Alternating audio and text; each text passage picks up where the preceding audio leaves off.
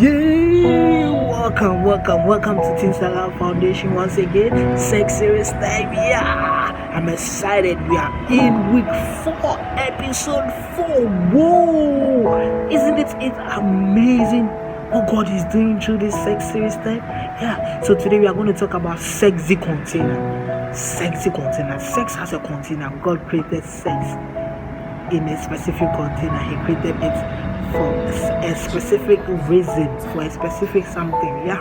And I don't know what it's about, but I'm excited to tell you that there is one man of God who is going to tell us. He is the global executive director and the founder of Teen Salah Foundation. Wow. He is also the head pastor of the Passion Story Church in Ghana. And I'm excited to introduce to you guys Pastor Cake.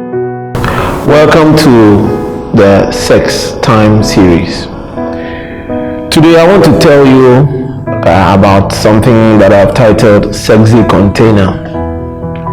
And all I want to tell you is that sex is a good thing.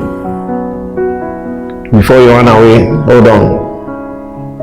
It's a good thing, but it's a good thing in marriage. Sex is God's wisdom. Sex is why God, thought about it before creating it. It's not something that He created it out of the blue. It's following a plan.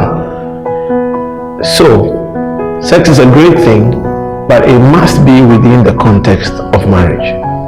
The container for sex is marriage. Now, why is that the case? Now, you may ask. There are a lot of reasons, but one of them is the fact that marriage is the only container that can hold sex. Now, if you read 1 Corinthians chapter 7, verse 1 and 2, especially in the Message version, it says something like what I'm about to paraphrase. It says that sexual drives are strong, but marriage is strong enough to cater for all those pressures that sex brings. Now, the foundation for marriage is commitment. Outside of marriage, sex, marriage is the only place where sex can be, entered into with love. Outside of marriage is lust. What do I mean? Marriage is what God created right from the Garden of Eden. And if you look at the first commandment that God gave to them, Adam and Eve in Genesis 1:28, it's almost clearly spoken that go and have sex. Now, that means that is the legitimate place. Now, if you want to understand what I'm talking about, what I mean when I say lust, you see, lust, I must define lust for you to understand it even much more clearer. Lust is wanting more than what God has ordained for you. All law is against God anyway. So if you sin and if there is no God, let's stop talking about sin anyway. But when God created, He created a thing to be in marriage. So if He created a thing to be in marriage, then anything that we desire outside of sex, outside of marriage, is lust. When we do not, if you read the story or account of Amnon and Tamar, they had sex, but the sex they had was outside of marriage, and something very unique happened. The Bible says that just when Amnon had finished having sex with Tamar, he hated her more than he had ever loved her. Now, what is that? The thrills and frills of sex are overrated. Sex in itself is nothing.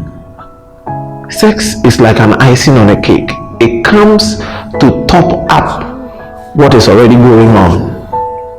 And that's why Amnon, after having the edge and the energy to want to have it, just when he had it, he found that there was nothing in it. I've met so many girls, many girls these days. I was talking to a girl the other day. She said, I had really been watching on the movies how people kiss and how people do all those stuff.